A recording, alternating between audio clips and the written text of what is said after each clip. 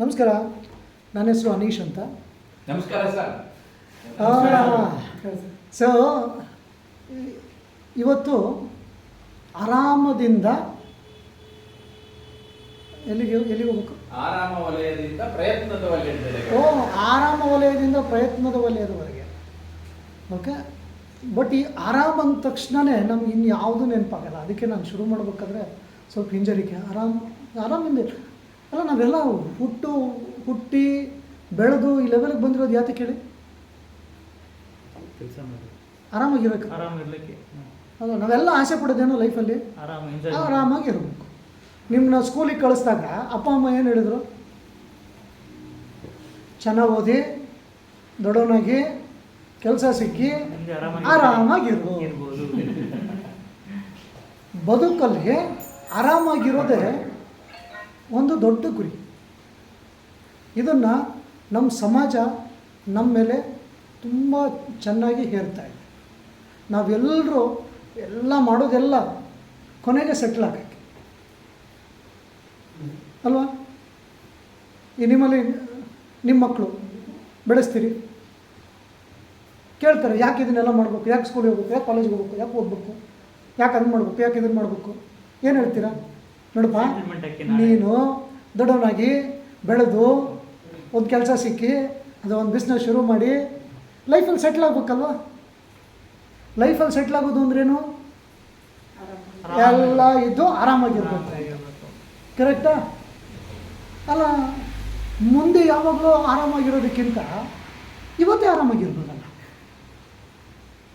ಅವನು ಯಾರೋ ಯಾವುದೋ ಒಂದು ಪಾರ್ಕಲ್ಲಿ ಮಲ್ಕೊಂಡಿದ್ನಂತೆ.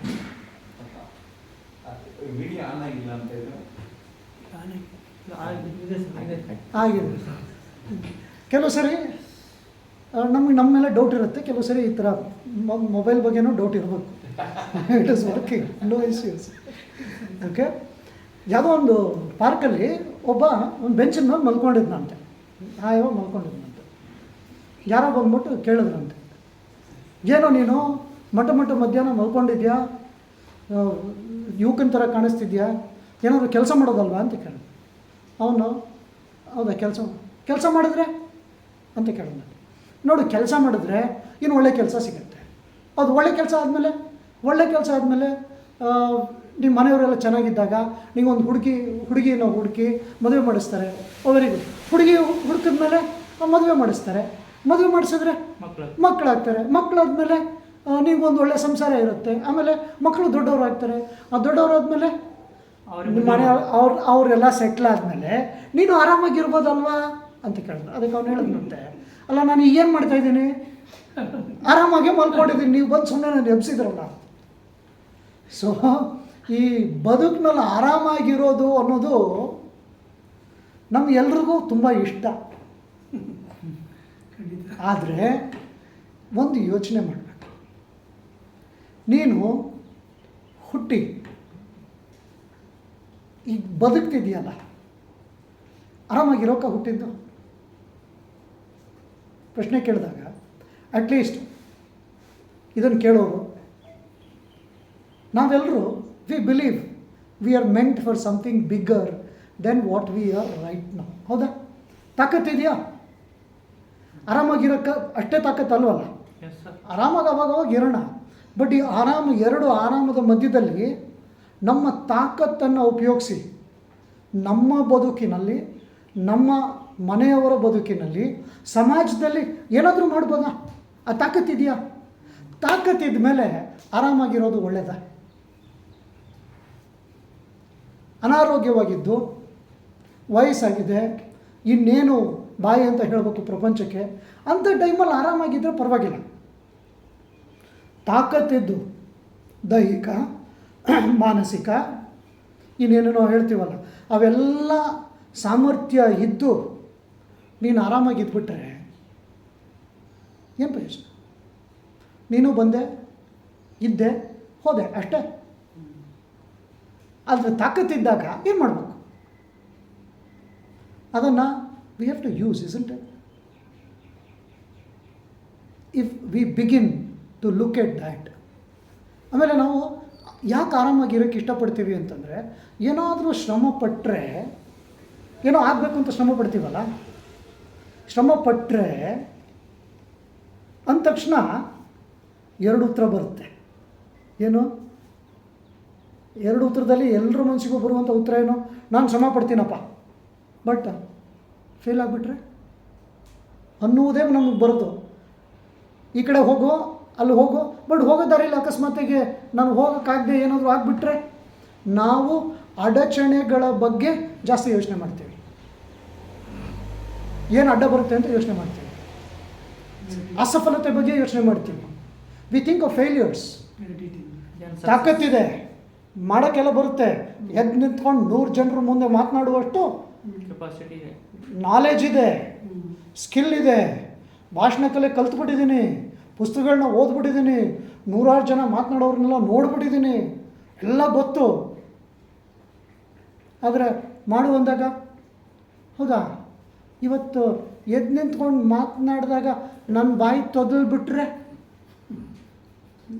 ಆ ಟೈಮಲ್ಲಿ ನನಗೆ ಸರಿಯಾದ ವಿಷಯಗಳು ಬರದೇ ಇದ್ದರೆ, ಅಥವಾ ನಾನು ಹೇಳ್ತಾ ಜನ ನಕ್ಬಿಟ್ರೆ, ಇವೆಲ್ಲ ನೋಡಿ ಫೇಲ್ಯೂರ್ಸ್ ಅಲ್ವಾ? ಸೊ ಶ್ರಮ ಪಡೋಕ್ಕೆ ಹೊರಟಾಗ ನಾವು ನಾರ್ಮಲಿ ನಮ್ಮ ಯೋಚನೆ ನಕಾರಾತ್ಮಕವಾಗಿರ್ತದೆ. ಅದರಿಂದ ಫಿಯರ್ ಉಂಟಾಗುತ್ತೆ, ಭಯ ಉಂಟಾಗುತ್ತೆ, ಸಭಾ ಕಂಪನ ಉಂಟಾಗುತ್ತೆ. ಸಭೆಯಲ್ಲಿ ಏನು ಕಂಪನ ಆಗಲ್ಲ, ಅದಕ್ಕೇನೋ ಸಭಾ ಕಂಪನ ಅಂತ ಹೆಸರಿಟ್ಟಿದ್ದೀವಿ ಅಲ್ವಾ? ಸ್ಟೇಜ್ ಫ್ರೈಟ್ ಅಂತ ಸಭಾ ಕಂಪನ. ಸಭೆ ಏನಾದರೂ ಶೇಕ್ ಮಾಡೋದು, ಶೇಕ್ ಆಗಿರೋದು ನೋಡಿದ್ದೀರಾ? ಸಭಾ ಕಂಪನ ಆಗಲ್ಲ, ಕಂಪನ ನಮಗಾಗತ್ತೆ. There is no stage fright. The fright is in you. ಅದು ಬಟ್ ಸ್ಟೇಜ್ ಅಂದರೆ ಸಭೆಯ ಬಗ್ಗೆ ಯೋಚಿಸಿದಾಗ ನಮ್ಮಲ್ಲಾಗುವ ಕಂಪನಕ್ಕೆ ಸಭಾ ಕಂಪನವೆಂದು ಕರೆಯುತ್ತಾರೆ. ಸಭೆ ಏನೂ ಕಂಪನ ಆಗಲ್ಲ ನೋಡಿ. ಇವೆಲ್ಲ ಯೋಚನೆ ಮಾಡಿದಾಗ ತಾಕತ್ತು ಎಷ್ಟಿದೆ, ಏನೇನೆಲ್ಲ ಆಗ್ಬೋದು, ಮಾಡೋ ವಿಧಾನವೂ ಗೊತ್ತು, ನಮಗೆ ಅವಕಾಶಗಳು ಸಿಗ್ತವೆ. ಆದರೆ ಮಾಡಲ್ಲ. ಯಾಕೆ ಅಂದರೆ ನೆಗೆಟಿವ್ ಥಾಟ್ಸ್. ಅದಕ್ಕೆ ಹೆಸರು ನಕಾರಾತ್ಮಕ ಯೋಚನೆಗಳು ಅಂತ ಹೇಳ್ಬಿಟ್ಟು, ಈಗ ನಕಾರಾತ್ಮಕ ಯೋಚನೆಗಳನ್ನು ಹೊರಗೆ ತೆಗೆದುಹಾಕೋಕ್ಕೆ ಟ್ರೈನಿಂಗ್ ಪ್ರೋಗ್ರಾಮ್. ಅದಕ್ಕೆ ಕೆಲವರು ಹೀಗೆಲ್ಲ ಅದಕ್ಕೆ ಸಪ್ರೇಟ್ ಈ ನಕಾರಾತ್ಮಕ ಯೋಚನೆ ಹೋಗೋಕ್ಕೆ ಪೂಜೆಯನ್ನು ಮಾಡ್ತಾರೆ. ಈ ಥರ ಪೂಜೆ ಮಾಡಿದ್ರೆ ನಮ್ಮಲ್ಲಿರುವ ನಕಾರಾತ್ಮಕ ಹೊಟ್ಟೋಗುತ್ತೆ, ನಮ್ಮ ಹಳೆ ಸಂಸ್ಕಾರ ಹೊಟ್ಟೋಗುತ್ತೆ. ಇನ್ನು ವಾಸ್ತುನ ಉಪಯೋಗಿಸ್ತಿದ್ದಾರೆ ನಕಾರಾತ್ಮಕ ಹೋಗೋಕ್ಕೆ. ಈ ದಿಕ್ಕಲ್ಲಿ ಕೂತ್ಕೋಬಾರ್ದು, ಆ ದಿಕ್ಕಲ್ಲಿ ಕೂತ್ಕೋಬೇಕು. ಅದು ಸುಮ್ಮನೆ ಯೋಚನೆ ಮಾಡಿ ನೋಡಿದ್ರೆ ಇಷ್ಟೇ. ಶ್ರಮ ಪಟ್ಟರೆ ಜಯ.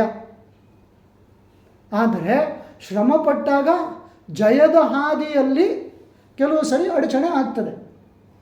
ಆಗಲಿ ಬಿಡಿ, ಹೇಳ್ತಾರಲ್ಲ failure is a stepping stone to success ಅಂತ ಅಂದ್ಕೊಂಡು ಮುನ್ನುಗ್ಗಿದಾಗ ನೆಗೆಟಿವ್ ಥಿಂಕಿಂಗ್ ಬರಲಿ, ಪಾಸಿಟಿವ್ ಥಿಂಕಿಂಗ್ ಬರಲಿ, ನಾನು ದಾರಿಯಲ್ಲಿ ಹೋಗ್ತೀನಿ ಅಂತ ಹೊರಟ್ರೆ ಎಲ್ಲೋ ಒಂದು ಕಡೆ ಜಯ ಸಿಗುತ್ತೆ. ಬಟ್ ಜಯದ ಹಾದಿಯಲ್ಲಿ ನಾವು ಪ್ರಯಾಣ ಮಾಡ್ತೀವಲ್ಲ, ಅದೇ ಜಯ. ಕೊನೆ ಜಯ ಸಿಗಬೇಕು ಅಂತ ಯೋಚನೆ ಮಾಡ್ತೀವಲ್ಲ, ಜಯ ಸಿಗದೇ ಇದ್ರೂ ಪರವಾಗಿಲ್ಲ. ನೀವು ದೊಡ್ಡ ನಿಮ್ಮ ಸ್ವಂತ ಮನೆ ಕಟ್ಟೋಕ್ಕೆ ಏನೇನೋ ಯೋಚನೆ ಮಾಡ್ತೀರ. ಒಂದು 10 ರೂಮ್ ಇರೋ ಮನೆ ಕಟ್ಟಬೇಕು ಅಂತ ಯೋಚನೆ ಮಾಡ್ತೀರ. ಬಟ್ ಆ ಪಯಣದಲ್ಲಿ ನೀವು ಕೊನೆಗೆ 3 ಬೆಡ್ರೂಮ್ ಹೌಸೇ ಕಟ್ಬೋದು. ಏನೀಗ? ಬಟ್ ಆ ಪ್ರಯಾಣ ಹೆಂಗಿತ್ತು? ಕೊನೆ ಇಂಪಾರ್ಟೆಂಟ್ ಅಲ್ಲ. So it's very very important. ಆದರೆ ನಾವು ಈ ಆರಾಮದಿಂದ ಶ್ರಮ ಪಡೋದ್ರ ಕಡೆ ಗಮನ ಹರಿಸಿದರೆ ನಾವು ಭಗವಂತ ನಮಗೆ ಕೊಟ್ಟಂತಹ ಸಾಮರ್ಥ್ಯವನ್ನು ಉಪಯೋಗಿಸ್ಲಿಕ್ಕೆ ದೊಡ್ಡ ಅವಕಾಶ. ಇಲ್ಲದೇ ಇದ್ದರೆ ನಾವು ಸತ್ತು ಬಿದ್ದಿದ್ದಾಗ ಜನ ಬಂದು ಸುಮ್ಮನೆ ನೋಡ್ಕೊಂಡು ಹೇಳ್ತಾರೆ, ಏನೆಲ್ಲ ಮಾಡ್ಬೋದಿತ್ತು, ಬಂದ ಹೋದ, ಇಷ್ಟೇ. ಇದು ಅವ್ರು ಯಾರೋ ಹೇಳ್ತಾರೆ ಅಂತಲ್ಲ, ಸುಮ್ಮನೆ ಯೋಚನೆ ಮಾಡೋಣ. What will people think about you when you are not able to do anything? ಎಂಥ ವ್ಯಕ್ತಿತ್ವ ಇರಬೇಕು ರೀ, ಅವ್ನಿಗೆ ಇಷ್ಟೇ ಮಾಡೋಕ್ಕೆ ಸಾಧ್ಯ ಇತ್ತು, ಬಟ್ ಇಷ್ಟು ಮಾಡ್ದ ನೋಡ್ರಿ ಅವ್ನ ಬದುಕಿನಲ್ಲಿ ಅನ್ನೋದು ಚೆನ್ನಾಗಿರುತ್ತೋ, ಅಥವಾ ಇಷ್ಟು ಮಾಡ್ಬೋದಿತ್ತು, ಇಷ್ಟೇ ಮಾಡಿದ್ದು ಬದುಕಿನಲ್ಲಿ, ಯಾವುದು ಇಂಪಾರ್ಟೆಂಟ್? ನಿಮ್ಮ ಮಕ್ಕಳು ನಾಳೆ ನಿಮ್ಮನ್ನು ನೋಡಿ, ನಿಮ್ಮ ಬದುಕನ್ನು ನೋಡಿದಾಗ ಅವ್ರು ಹೇಳಬೇಕು, ನಮ್ಮಪ್ಪ ಎಷ್ಟು ಕಷ್ಟಪಟ್ಟು ಏನೇನೆಲ್ಲ ಒದಗಿಸಿದ್ದಾನೆ ಅಂತ ಹೇಳ್ಬೇಕು. ಇಲ್ಲ, ನಮ್ಮ ಅಪ್ಪಂಗೆ ಏನೇನೆಲ್ಲ ಮಾಡೋಕ್ಕಾಗ್ತಿತ್ತು, ಬಟ್ ಇಷ್ಟೇ ಮಾಡಿದ್ದು ನಮಗೆ. ಏನೋ ಯಾವಾಗಲೂ ಟಿ ವಿ ಮುಂದೆ ಕೂತ್ಕೊಂಡಿದ್ದ, ನಮಗೆ ಮ್ಯಾಚ್ ಹೇಳ್ಕೊಡ್ಲಿಲ್ಲ, ಅದು ಹೇಳ್ಕೊಡ್ಲಿಲ್ಲ, ಕ್ರಿಕೆಟ್ ಹೇಳ್ಕೊಡ್ಲಿಲ್ಲ, ಭಾಷಣ ಕಲೆ ಹೇಳ್ಕೊಡ್ಲಿಲ್ಲ ಅಂತ ಕಂಪ್ಲೇಂಟ್ ಮಾಡಿಸ್ಕೋಬೇಕು. ಅಥವಾ ನಮ್ಮಪ್ಪಂಗೆ ನಮ್ಮ ಅಮ್ಮಂಗೆ ಇದೆಲ್ಲ ಮಾಡೋಕ್ಕೆ ಗೊತ್ತಿರಲಿಲ್ಲ, ಆದರೆ ನನಗೋಸ್ಕರ ಅವರು ತಮ್ಮ ಸಾಮರ್ಥ್ಯವನ್ನೆಲ್ಲ ಉಪಯೋಗಿಸ್ಕೊಂಡು ಇಂಥ ಅವಕಾಶ ಮಾಡಿಕೊಟ್ಟಿದ್ದಾರೆ ಅಂತ ಅನ್ಕೋಬೇಕು. ನಾವೆಲ್ಲರೂ ಏನೇನು ಮಾಡೋಕ್ಕೆ ಸಾಧ್ಯನೋ ಬರೀ ಆ ವಲಯದಲ್ಲಿ ಓಡಾಡ್ತಾ ಇದ್ದೀವಿ, ಆರಾಮದ ವಲಯದಲ್ಲಿ ಓಡಾಡ್ತಾ ಇದ್ದೀವಿ. ಆರಾಮ ವಲಯದಿಂದ ಹೊರಗೆ ಬಂದಾಗ, ಹೊರಗೆ ಬರಬೇಕು ಅಂದರೆ ಶ್ರಮ ಪಡಬೇಕು. ಆ ಶ್ರಮ ಪಡುವ ವಲಯಕ್ಕೆ ನಾವು ಕಾಲಿಟ್ಟಾಗ ಬೇಕಾದಷ್ಟು ಅವಕಾಶ, ಬೇಕಾದಷ್ಟು ಸಾಧ್ಯತೆಗಳು. ಒಂದು ಪ್ರಶ್ನೆ ನಾನು ಸುಮಾರು ಕಡೆ ಕೇಳ್ತಿರ್ತೀನಿ, ಆ ಪ್ರಶ್ನೆ ನಿಮ್ಮನ್ನು ಕೇಳ್ತೀನಿ, ಸ್ವಲ್ಪ ಆ ಪ್ರಶ್ನೆ ಅರ್ಥ ಮಾಡ್ಕೊಳ್ಳಿ. ನಿಮಗೆಲ್ರಿಗೂ ಸಿಹಿ ತಿಂಡಿ ಕೊಡ್ತೀನಿ ಅಂದರೆ ಬೇಡ ಅನ್ನೋರು ಯಾರಿದ್ದೀರಿ? ಎಲ್ರಿಗೂ ಸ್ವೀಟ್ ಇಷ್ಟ ತಾನೆ? ಡಯಾಬಿಟಿಸ್ ಇದ್ದವ್ರಿಗೂ ಸ್ವೀಟ್ ಇಷ್ಟ, ಅವ್ರಿಗೆ ಜಾಸ್ತಿ. ಓಕೆ, ಚಾಕ್ಲೇಟ್ ಇಷ್ಟ, ಸ್ವೀಟ್, ಸಿಹಿ ಎಲ್ರಿಗೂ ಇಷ್ಟ ತಾನೆ? ಆದರೆ ಡೈಲಿ ಸಿಹಿ ತಿಂದರೆ, ಬೆಳಿಗ್ಗೆ ಮಧ್ಯಾಹ್ನ ಸಾಯಂಕಾಲ ತಿಂದರೆ ಮುಂದೆ ಏನಾಗುತ್ತೆ? ಶುಗರ್ ಜಾಸ್ತಿ. ಗ್ಯಾರಂಟಿನಾ? ಗೊತ್ತಿದೆ.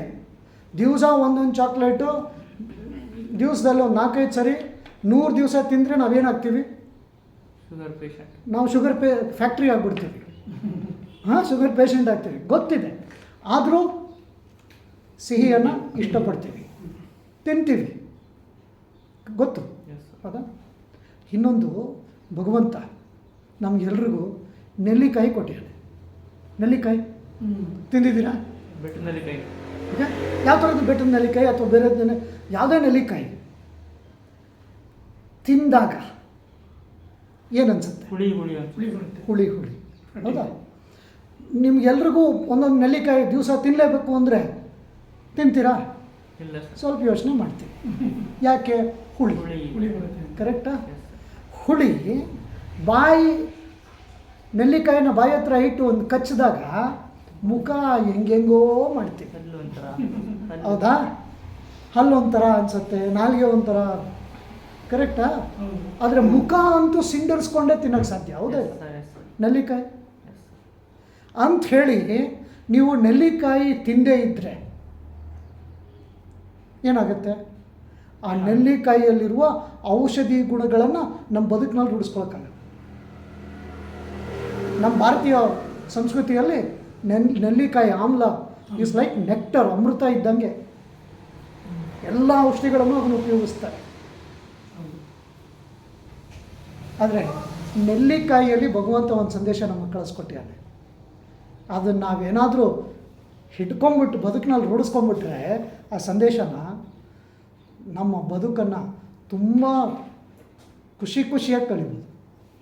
ನಾನು ಕಲ್ತಿದ್ದ ಸಂದೇಶ ಏನು ಅಂತಂದರೆ, ಪ್ರಾರಂಭದಲ್ಲಿ ಹುಳಿ ಒಂದು ಸರಿ ಕಚ್ಬಿಟ್ಟು ಅದನ್ನು ಚೆನ್ನಾಗಿ ಅಗದು ಹುಳಿಯನ್ನು ತಡ್ಕೊಂಬಿಟ್ರೆ ಒಂದು ಸ್ವಲ್ಪ ಹೊತ್ತು ಅಷ್ಟೇ ಹುಳಿ ತಡ್ಕೊಳ್ಳೋದು, ಆಮೇಲೆ ಬಿಟ್ಬಿಡಿ. ನಿಮ್ಮ ಬಾಯೆಲ್ಲ ಒಂದು 10-15 ನಿಮಿಷ ಸಿಹಿಯಾಗಿರುತ್ತೆ. ಒಂದು ಕ್ಷಣ ಹುಳಿ, ಆದರೆ ಸುಮಾರು ಹೊತ್ತು ಸಿಹಿ. ಚಾಕ್ಲೇಟು ಬಾಯಿಗೆ ಹಾಕಿದಾಗ ಸಿಹಿ, ಬಾಯೆಲ್ಲ ತುಂಬ ಹೊತ್ತು ಸಿಹಿ, ಬಟ್ ಇನ್ನೊಂದು ವರ್ಷ 2 ವರ್ಷಕ್ಕೆ ನೋಡಿ ಎಷ್ಟು ಚೆನ್ನಾಗಿದೆ ಸಂದೇಶ. ನೋಡಿ, ಇದನ್ನು ಅದಕ್ಕೆ ಕಂಪೇರ್ ಮಾಡಿ. Comfort zone, sweet comfort zone, ನೆಲ್ಲಿಕಾಯಿ ಡಿಸ್ಕಂಫರ್ಟ್ ಝೋನು. ಶ್ರಮ ಪಡಬೇಕು, ನೆಲ್ಲಿಕಾಯಿಯನ್ನು ಕಣ್ಣು ಮುಚ್ಕೊಂಡು ತಿನ್ನೋಕ್ಕಾಗಲ್ವಲ್ಲ. ಚಾಕ್ಲೇಟ್ ತಿನ್ನೋರು ಬಾಯಿ ಚಾಕ್ಲೇಟ್ ಮೇಲೆ ಚಾಕ್ಲೇಟ್ ಹಾಕೊಂಡ್ರು, ಕೇಳಿ ಎಷ್ಟು ಚಾಕ್ಲೇಟ್ ತಿನ್ನೋ ಗೊತ್ತಿಲ್ಲ, ಬಾಯಿಗೆ ಹಂಗೆ ಹೋಗ್ತಾ ಇತ್ತು. ಆದರೆ ನೆಲ್ಲಿಕಾಯಿ ತಿಂದವರು ಪೂರ್ತಿ ದಿವಸ ನೆನೆಸ್ಕೊಳ್ತಾರೆ, ಇವತ್ತು ನಾನು ನೆಲ್ಲಿಕಾಯಿ ತಿಂದೆ. It remains with you. ಇನ್ನು ನೆಲ್ಲಿಕಾಯಿ ತಿಂದ ಮೇಲೆ ಅದಾದಮೇಲೆ ಏನು ಬೇಕಾದ್ರೂ ತಿನ್ನಿ, ಬಾಯೆಲ್ಲ ಸಿಹಿಯಾಗಿರುತ್ತೆ, ಸ್ವೀಟ್ ಆಗಿರುತ್ತೆ. ನೀರು ಕುಡೀರಿ, ನೀರು ಕೂಡ ಸಿಹಿ ಸಿಹಿ ಅನಿಸ್ಬಿಡುತ್ತೆ. ಎಂತಹ ಸಂದೇಶ! ಆ ಮೆಡಿಸಿನಲ್ ಪ್ರಾಪರ್ಟೀಸ್ ಪಕ್ಕಕ್ಕಿಡಿ, ಬರೀ ಅದರ ಸಂದೇಶ ನೋಡಿ ಎಷ್ಟು ಚೆನ್ನಾಗಿದೆ. ನೆಲ್ಲಿಕಾಯಿ. ಆಮೇಲೆ ನೆಲ್ಲಿಕಾಯಿ ಪ್ರಕೃತಿ ನಮಗೆ ಕೊಟ್ಟಿರೋದು. Chocolate man made. ಮನುಷ್ಯ ನಿರ್ಮಿತದ್ದು ಚಾಕ್ಲೇಟು. ಅದು ಹಾಗೆ ನೋಡಿ, ಪ್ರಕೃತಿ ನಮ್ಗೆ ಏನೇನು ಒದಗಿಸುತ್ತೋ ಅದು ನಮ್ಮಿಂದ ಬಯಸೋದೇನು ಅಂತಂದರೆ ಸ್ವಲ್ಪ ಕಷ್ಟ ಕೊಡುತ್ತೆ, ಆದರೆ ಮುಂದೆ ಖುಷಿ ಕೊಡುತ್ತೆ. ಅದಕ್ಕೆ ಇಂಗ್ಲೀಷ್ನಲ್ಲಿ ಒಂದು ಒಳ್ಳೆಯ ಸ್ಟೇಟ್ಮೆಂಟ್ ಇದೆ. Do you want to do short term pain for long term gain? Short term pain for long term gain. ಆದರೆ ನಾವೆಲ್ಲ short term gain, future long term pain. If you are ಈಗ ನಾವು ಈ ಕ್ಷಣ ಬದುಕಿನಲ್ಲಿ ಪೇಯ್ನ್ ಅನುಭವಿಸ್ತಿದ್ದೀವಿ ಅಂತಂದರೆ ಇಲ್ಲಿವರೆಗೂ ನಾವು ಶಾರ್ಟ್ ಟರ್ಮ್ ಗೇಯ್ನನ್ನೇ ಇಷ್ಟಪಟ್ಕೊಂಡು ಬಂದಿರೋದ್ರಿಂದ ನೋವನ್ನು ಅನುಭವಿಸ್ತಾ ಇದ್ದೀವಿ. ಆದರೆ ನೀವು ಬದುಕಿನಲ್ಲಿ ಖುಷಿಯಾಗಿದ್ದೀರಿ ಅಂತಂದರೆ ಹಿಂದೆ ನೀವು ಶಾರ್ಟ್ ಟರ್ಮ್ ಪೇಯ್ನನ್ನು ಅಕ್ಸೆಪ್ಟ್ ಮಾಡ್ಕೊಂಡಿದ್ದೀರಿ ಅಂತ ಅರ್ಥ. ಹಳೇದು ಬಿಟ್ಬಿಡಿ, ಇವತ್ತಿಂದು ಬಿಟ್ಬಿಡಿ, ಇವಾಗಿಂದ ಮುಂದಿನಕ್ಕೆ ಯೋಚನೆ ಮಾಡಿ. You have 2 choices. Do you want short term pain and long term gain, or you want short term gain and long term pain? ಇವೆರಡರಲ್ಲಿ ಯಾವುದನ್ನ ಆಯ್ಕೆ ಮಾಡ್ತೀರಾ? ಈ ಸ್ಟೇಟ್ಮೆಂಟ್ ಅರ್ಥ ಮಾಡ್ಕೊಳ್ಳಿದ್ರು ಪರವಾಗಿಲ್ಲ. ಬದುಕಿನಲ್ಲಿ ನಿಮಗೆ ನೆಲ್ಲಿಕಾಯಿ ಬೇಕೋ ಚಾಕ್ಲೇಟ್ ಬೇಕೋ? ನೆಲ್ಲಿಕಾಯಿ ಬೇಕು. ನೀವು ಸಂದೇಶವನ್ನು ಹಿಡ್ಕೊಂಬಿಟ್ಟಿದ್ರೆ ನಾವೆಲ್ಲರೂ ನೆಲ್ಲಿಕಾಯಿಯನ್ನು ಬದುಕಿನಲ್ಲಿ ರೂಢಿಸ್ಕೋಬೇಕು. ನೆಲ್ಲಿಕಾಯಿ ಥರದ ಜನರ ಸಂಪರ್ಕವನ್ನು ಮಾಡಿ. ಕಟ್ಟ ಕೊಡ್ತಾರೆ, ಆದರೆ ಮುಂದೆ ಸುಖ. ನಿಮ್ಮ ಸ್ನೇಹಿತರು ಎಂಥ ಸ್ನೇಹಿತರು? ನೆಲ್ಲಿಕಾಯಿ ಸ್ನೇಹಿತರ, ಚಾಕ್ಲೇಟ್ ಸ್ನೇಹಿತರ? ಚಾಕ್ಲೇಟ್ ಅವ್ರು ಜಾಸ್ತಿ. ಏನೋ ಬಿಡೋ ಕೆಲಸ ಆಮೇಲೆ ಮಾಡೋದಾಯ್ತು, ಬಾ ಹೋಗೋಣ, ಸಾಯಂಕಾಲ ಏನೋ ಮಾಡೋಣ, ಮಜಾ ಮಾಡೋಣ, ಇಂಥವರೇ ಜಾಸ್ತಿ ಇರ್ತಾರೆ. ಅಂಥವರು ಬದುಕಿನಲ್ಲಿ ಸಾಮಾನ್ಯರಾಗಿ ಉಳಿದ್ಬಿಡ್ತಾರೆ. ಆದರೆ ಯಾರು ನೆಲ್ಲಿಕಾಯಿ ಅಂತ ಜನರ ಸಂಪರ್ಕ ಮಾಡ್ತಾರೋ ಅಂದರೆ ಅವ್ರ ಸುತ್ತಮುತ್ತಲಿದ್ದವರು ಸ್ವಲ್ಪ ಆಗಾಗ ಪೇಯ್ನ್ ಕೊಡ್ತಿರ್ತಾರೆ. ಏನೋ ಬರೀ ಯಾವಾಗಲೂ ಕೂತ್ಕೊಂಡು ಟಿ ವಿ ನೋಡ್ತಿದ್ದಾರೆ, ಬರೋ ಹೊರಗಡೆ ಜಾಗಿಂಗ್ ಹೋಗೋಣ, ಬಾ ಯೋಗ ಮಾಡೋಣ, ಸ್ವಲ್ಪ ಕಷ್ಟ ಅಲ್ವಾ? ಅಂಥದ್ದು ನಿಮ್ಮ ಮುಂದಿನ ಸುಖಕ್ಕೆ ನಾಂದಿಯಾಡಂತೆ. ಸೊ ಎಂತಹ ಸಂದರ್ಭಗಳನ್ನ ಹುಡ್ಕೊಂಡು ಹೋಗಬೇಕು, ಎಂತಹ ಸಂಪರ್ಕ ಇಟ್ಕೋಬೇಕು, ಮನೆ ಹೇಗಿರಬೇಕು? ನೆಲ್ಲಿಕಾಯಿಯ ಮನೆ ಇರಬೇಕು, ಚಾಕ್ಲೇಟ್ ಮನೆಯೇ ಇರಬೇಕು. ಎಲ್ಲ ರೂಮಲ್ಲೂ AC, ಎಲ್ಲ ಕಡೆನೂ ಟಿ ವಿ. ಈಗ ಟಾಯ್ಲೆಟ್ಗಳಲ್ಲೂ ಟಿ ವಿ ಹಾಕೊಂಡ್ಬಿಟ್ಟಿದ್ದಾರೆ. ಸುಖ, ಎಲ್ಲ ಕಡೆ ಸುಖ. ಓಕೆ, ಎಲ್ಲ ಏರ್ ಕಂಡೀಷನ್ನು ಅದು ಇದು ಎಲ್ಲ ಹಾಕ್ಕೊಂಡು, ಅಣ್ಣ ನಿನ್ನ ಬದುಕೇನಾಗಬೇಕು? ಕ್ವಾಲಿಟಿ ಆಫ್ ಲೈಫ್ ಏನಾಗಬೇಕು? ಸುಖ ಇದೆ, but what about your health? Physical health, mental health, relationship, emotion, spiritual, ಇವೆಲ್ಲ ಆಗಬೇಕು ಅಂದರೆ ಸ್ವಲ್ಪ ಕಂಫರ್ಟಿಂದ ಹೊರಗಡೆ ಬರಲೇಬೇಕು. ನಿಮ್ಮ ಮಕ್ಕಳನ್ನು ದಯವಿಟ್ಟು ಪ್ಯಾಂಪರ್ ಮಾಡಬೇಡಿ, ಕಷ್ಟ ಕೊಡಿ. ಈ ಕ್ಷಣ ನಿಮ್ಮನ್ನು ಬೈಬೋದು, ಎಂಥ ಅಪ್ಪ ನೀನು ನನಗೆ ಕಷ್ಟ ಕೊಡ್ತಿದ್ಯಾ ಅನ್ಬೋದು. ಬಟ್ ಒಂದು 5-10 ವರ್ಷ ಆದಮೇಲೆ ನೆನೆಸ್ಕೋತಾರೆ, ನಮ್ಮಪ್ಪ ಕಷ್ಟ ಕಟ್ಟಿದ್ರಿಂದ ಇವತ್ತು ನಾನಿಲ್ಲಿ ಬೆಳೆದಿದ್ದೀನಿ ಅಂತ. ಯಾವಾಗಲೂ ಸುಖ ಕೊಟ್ಟ ಅಪ್ಪ ಅಮ್ಮಂದಿರು ತಮ್ಮ ಮಕ್ಕಳು ಮುಂದೆ ಬರಲ್ಲ. ಬಟ್ ಆಗಾಗ ಕಷ್ಟ ಕೊಡ್ತಾ ಇರೋ ತಂದೆ ತಾಯಿ ಮಕ್ಕಳು ಕಷ್ಟಪಟ್ಟು ಮುಂದೆ ಬರ್ತಾರೆ. ಯೋಚನೆ ಮಾಡಿ ನೋಡಿ. ಸೊ ಹಾಗಾಗಿ ನಾವೆಲ್ಲರೂ ಏನು ಮಾಡಬೇಕು? ಇಷ್ಟೇ, ನೆಲ್ಲಿಕಾಯಿ ಥರದ ಜನರು, ವ್ಯವಸ್ಥೆ ಹುಡ್ಕೊಂಡು ಹೋಗಬೇಕು. ಅಲ್ಲೇ ಕಲೀಲಿಕ್ಕೆ ಸಾಧ್ಯ. ಗ್ರೇಟ್.